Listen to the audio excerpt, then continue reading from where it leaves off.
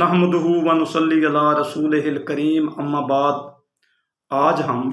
روزمرہ کے استعمال کے لفظ حدیث کی وضاحت کریں گے کہ حدیث کیا چیز ہے۔ یوں تو اس کے معنی گفتگو اور گفت و شنید اور بول چال کے ہیں، لیکن جب اس کی اصطلاحات و تعریفات میں آئیں اس کا مفہوم ہوگا رسول اللہ صلی اللہ علیہ وآلہ وسلم کا فعل، قول اور تقریر، یعنی وہ کام جو آپ صلی اللہ علیہ وآلہ وسلم نے خود کیا ہے اس کو حدیث فعلی کہیں گے، اور وہ کام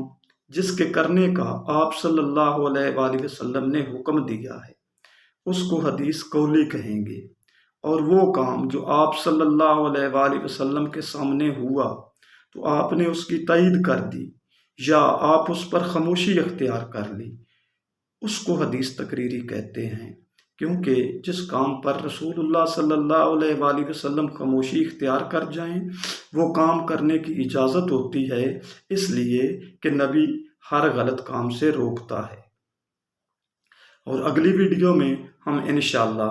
حدیث اور سنت کا فرق بتائیں گے۔ وما علینا الا البلاغ المبین۔